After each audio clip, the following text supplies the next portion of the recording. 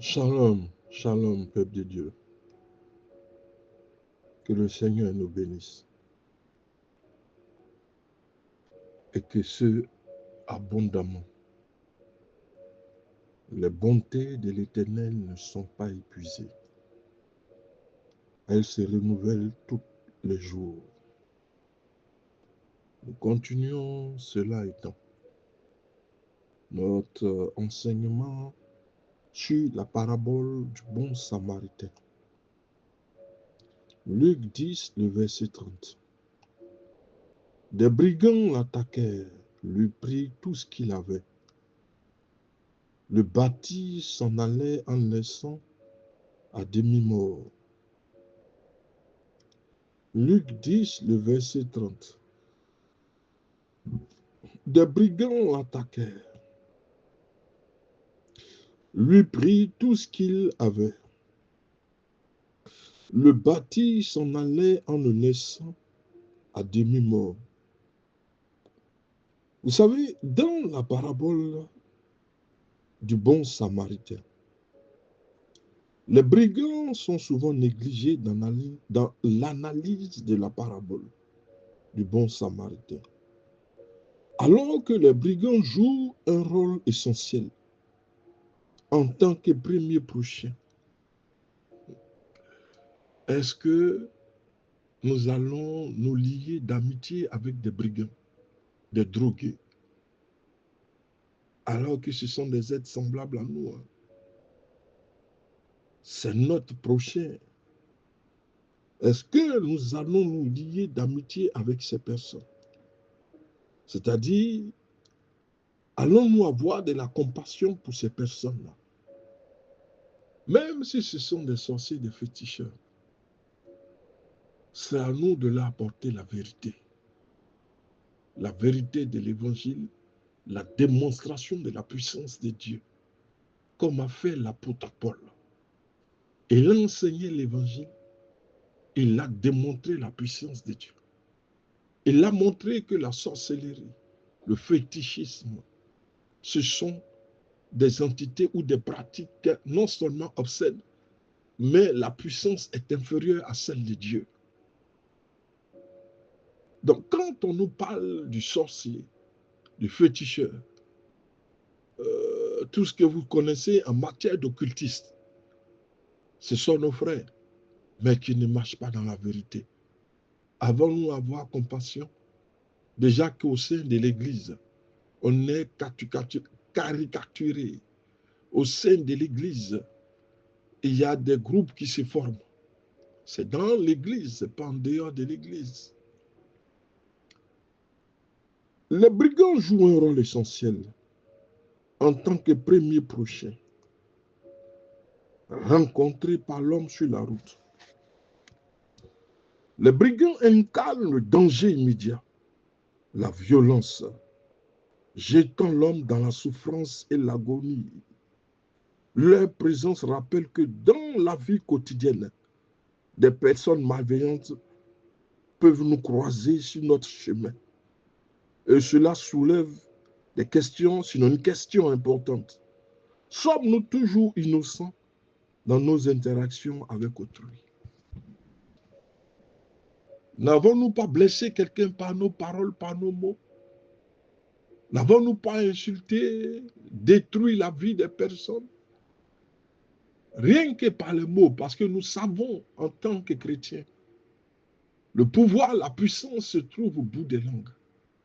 Et ce que nous prophétisons sur notre vie est ce qui malheureusement nous arrive parfois. Nous sommes alors des brigands par nos paroles, par nos mots. Le brigand a une position importante. Et comme nous disons, il incarne la violence. Il nous demande que sur notre chemin, notre route, il peut arriver parfois que nous croisons les brigands. La société n'est pas en équilibre. Les brigands sont parfois à tous les coins de rue. Leur présence rappelle que dans la vie quotidienne, des personnes malveillantes peuvent croiser notre chemin Et nous disons que cela soulève des questions. Sommes-nous toujours innocents dans notre interaction avec autrui? Les brigands, avec leur acte cruel, ces brigands-là illustrent une réalité sombre dans notre monde. Ils nous confrontent à la part d'homme qui peut exister en nous, en chaque être humain, et à un degré de brigand. Si nous avons des brigands dans la société, ça veut dire que le monde en lui-même est en train de vaciller, pas véritablement à l'agonie. Et nous avons de plus en plus des personnes malveillantes. Ce sont la plupart du temps des personnes que nous avons rejetées au sein de la société, des personnes, excuse-moi, des personnes qui manquent d'amour, des personnes qui n'ont pas connu cette affection. C'est à nous de leur enseigner l'amour, la compassion du Messie, et non pas de les rejeter.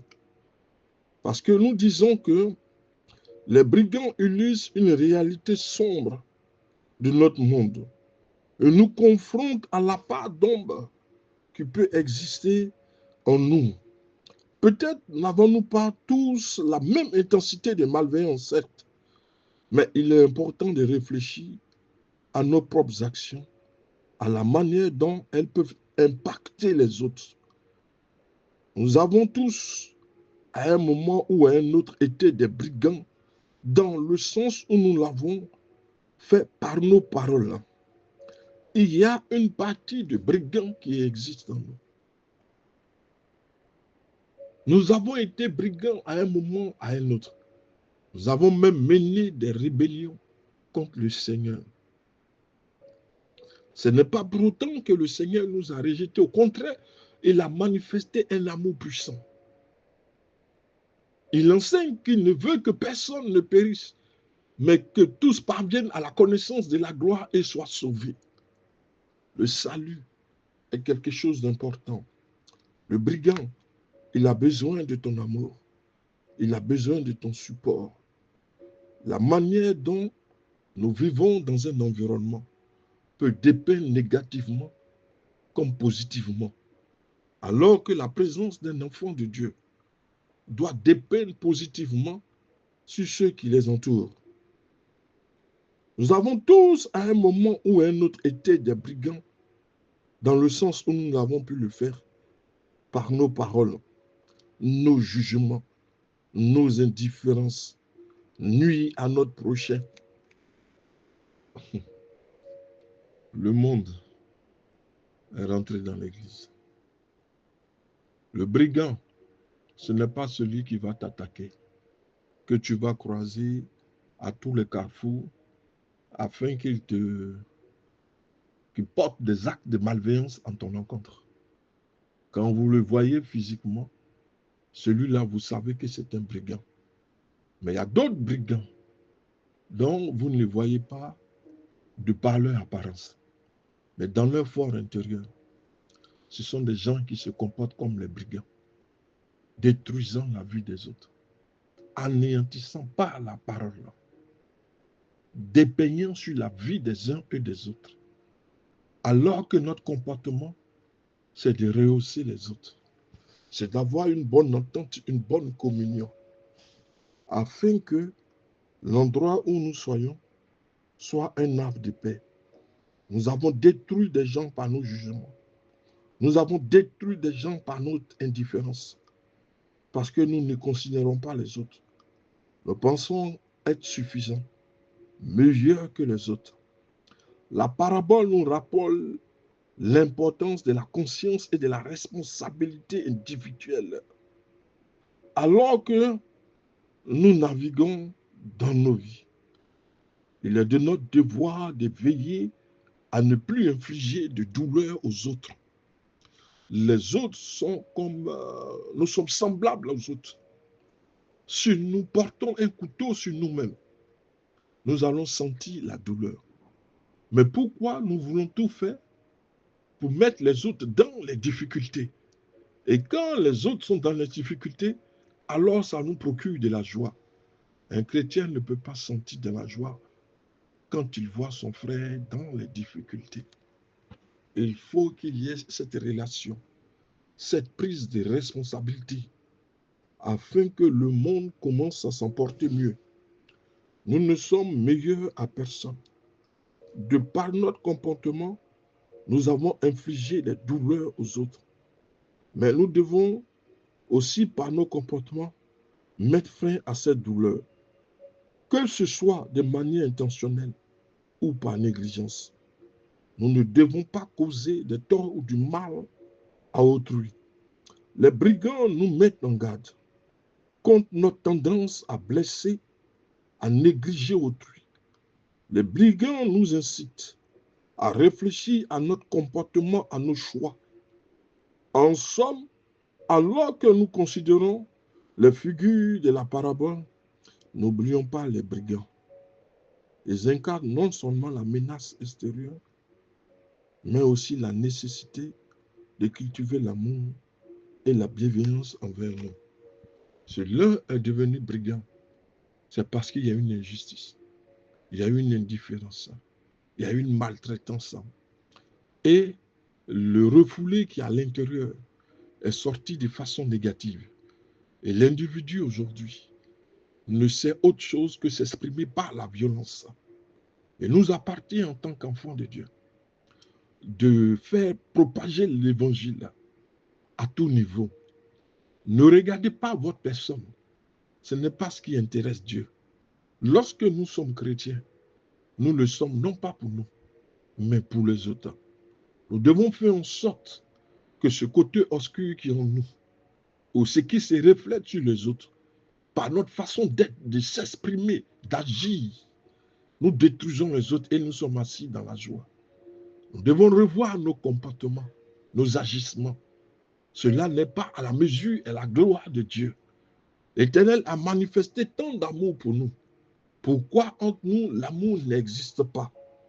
Le brigand non seulement exprime la menace extérieure, mais la nécessité de cultiver l'amour, la bienveillance entre nous, en veillant à ne pas blesser les autres.